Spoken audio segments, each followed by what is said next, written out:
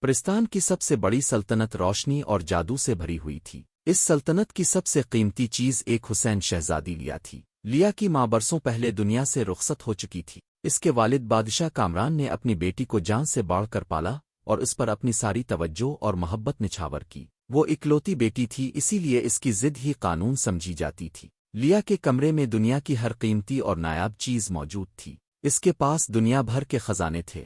درجنوں خادمہ اور نوکرانیاں ہر وقت اس کی خدمت میں مشغول رہتیں۔ کوئی ریشمی کپڑے سنبھالے کھڑی ہوتی، کوئی سنہری کنگھی سے بال سنوارتی، کوئی دودھ اور شہد کے پیالے لیے حاضر رہتی۔ شہزادی جہاں جاتی پروں کی طرح خادم اس کے گرد پھیل جاتے۔ وہ جانتی تھی کہ اس کا حسن بے مثال ہے اور اس کی ضد ناقابل شکست۔ اسی غرور اور ناز نے اسے یہ اعلان کرنے پر مجبور کیا کہ اگر وہ شادی کرے گی تو دنیا کی سب سے مہنگی شادی ہوگی۔ جب بادشاہ کامران نے نرمی سے کہا، بیٹی، اب وقت آ گیا ہے کہ تم شادی کر کے اپنی نئی زندگی شروع کرو، تو لیا نے غرور سے جواب دیا، میں تبھی شادی کروں گی جب میری شرطیں پوری ہوں گی۔ بادشاہ نے بیٹی کی ضد کے سامنے سر جھکا دیا اور پوچھا، تمہاری شرط کیا ہے؟ لیا نے کہا کہ اس کی شادی ایسے محل میں ہوگی جس کی دیواریں ہیروں اور سونے سے بنی ہوں۔ بادشاہ نے حکم دیا۔ سلطنت کے کاریگر پہاڑوں سے ہیروں کو کھودنے لگے، دریاؤں کی تہ سے نایاب پتھر نکالے گئے۔ کئی مہینوں کی محنت کے بعد ایک ایسا محل تیار ہوا جو روشنی میں جگمگا رہا تھا۔ لیا نے محل دیکھا، ہونٹوں پر غرور کی مسکراہٹ آئی اور کہا، یہ شرط پوری ہو گئی، لیکن ابھی دوسری شرط باقی ہے۔ اب اس نے اعلان کیا کہ شادی کے دن دنیا بھر کے زیورات اس کے قدموں میں ڈھیر کیے جائیں۔ بادشاہ نے قاصد بھیجے، بڑے بڑے قافلے آنے لگے۔ سمندروں کی تہ سے نایاب موتی، پہاڑوں کی غاروں سے یاقوت اور زمرد، لال نیلم اور ہیرے جمع ہوئے۔ محل کے حال زیورات سے بھر گئے۔ لیا نے ایک نظر ڈالی اور خوش ہو کر کہا، یہ شرط بھی پوری ہو گئی، لیکن ابھی تیسری شرط باقی ہے۔ اب اس نے کہا کہ اسے ایسا تحفہ چاہیے جو نایاب ہو، جو کبھی نہ مرے، جو ہمیشہ زندہ رہے۔ کئی شہزادے اپنی سلطنتوں کے سب سے قیمتی خزانے لائے۔ کوئی جادوئی تلوار لایا، کوئی سنہرا پرندہ، کوئی چاند کے نگینوں سے بھرا صندوق، لیکن لیا نے سب کو رد کر دیا۔ پھر ایک دن محل کے دروازے پر ایک عام سا لڑکا آیا۔ اس کا نام ارسلان تھا۔ کپڑے پرانے، جوتے مٹی سے بھرے ہوئے، مگر ہاتھ میں ایک چھوٹا سا روشنی سے جگمگاتا پھول تھا۔ محافظوں نے اس پر ہنسی اڑائی، مگر پھول کسی طرح لیا تک پہنچ گیا۔ جیسے ہی پھول کمرے میں آیا، وہاں ایک عجیب سی روشنی اور خوشبو پھیل گئی۔ لیا نے پھول کو ہاتھوں میں لیا، لیکن غرور نے دل پر قبضہ کر لیا۔ اس نے کہا، یہ فقیر میرے محل میں کیسے آیا؟ فوراً اسے نکالو۔ لڑکے کو بے عزت کر کے محل سے نکال دیا گیا۔ ارسلان خاموش رہا، بس مسکرایا اور چلا گیا۔ لیا نے کہا، یہ شرط بھی پوری ہو گئی، لیکن آخری شرط ابھی باقی ہے۔ چوتھی شرط سب سے مشکل تھی۔ لیا نے کہا، شادی کے دن میرا دل ہنس پڑے، ورنہ شادی نہیں ہوگی۔ بادشاہ نے سب کچھ آزمایا۔ جوکر آئے، جادوگر آئے، ناچ گانے ہوئے، کرتب دکھائے گئے، مگر لیا کے چہرے پر مسکراہٹ نہ آئی۔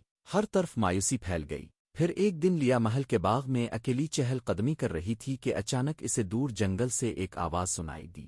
وہ آواز اتنی نرم اور سریلی تھی کہ دل کو چھو لینے والی تھی۔ یہ آواز بانسری کی تھی جو ہوا کے جھونکوں کے ساتھ کانوں تک پہنچ رہی تھی۔ لیا تجسس میں جنگل کی طرف بڑھ گئی۔ وہاں ایک درخت کے نیچے وہی عام لڑکا ارسلان بیٹھا ہوا بانسری بجا رہا تھا۔ لیا حیران رہ گئی کہ یہ وہی شخص ہے جسے اس نے فقیر کہہ کر محل سے نکالا تھا۔ اس کی آواز میں اتنی مٹھاس، اتنا درد اور اتنی سچائی تھی کہ لیا بے اختیار سننے لگی۔ یہ معمول بن گیا۔ لیا باغ میں جاتی اور دور سے وہی آواز سنتی۔ کبھی وہ بانسری بجاتا، کبھی پرانا نغمہ گنگناتا۔ آہستہ آہستہ لیا کا غرور ٹوٹنے لگا۔ وہ خود کو اس آواز کی قیدی پانے لگی۔ ایک دن جب ارسلان نے بانسری بجائی تو لیا کے ہونٹوں پر پہلی بار دل سے نکلی ہوئی مسکراہٹ آئی۔ یہی وہ مسکراہٹ تھی جو اس کی آخری شرط تھی۔ اب اس کا دل بدل گیا۔ وہ جان گئی کہ اصل خوشی زیورات اور محل میں نہیں بلکہ اس آواز میں ہے۔ جب بادشاہ نے بیٹی کو بلایا اور کہا، تمہاری سب شرطیں پوری ہو چکی ہیں، اب فیصلہ کرو کہ کس سے شادی کرو گی۔ لیا نے کہا، مجھے زیورات، محل اور خزانے کچھ نہیں چاہیے، میں صرف ارسلان سے شادی کرنا چاہتی ہوں۔ محل میں کھلبلی مچ گئی، سب حیران تھے۔ قاصد بھیجے گئے مگر ارسلان کہیں نہ ملا۔ لیا کی بے قراری بڑھتی گئی۔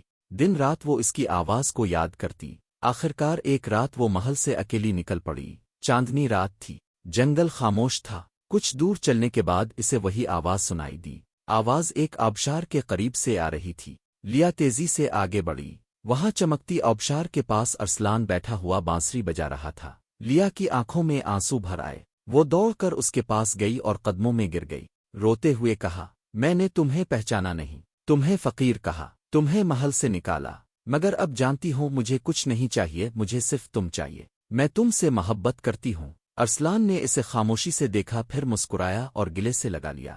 شادی کے دن محل روشنیوں سے جگمگا رہا تھا۔ سب مہمان حیران تھے کہ شہزادی ایک عام لڑکے سے شادی کیسے کرے گی، مگر جب بارات پہنچی تو سب کی آنکھیں کھل گئیں۔ سنہری گھوڑوں اور فوجی دستوں کے ساتھ ارسلان شہزادے کی شام میں آگے بڑھ رہا تھا۔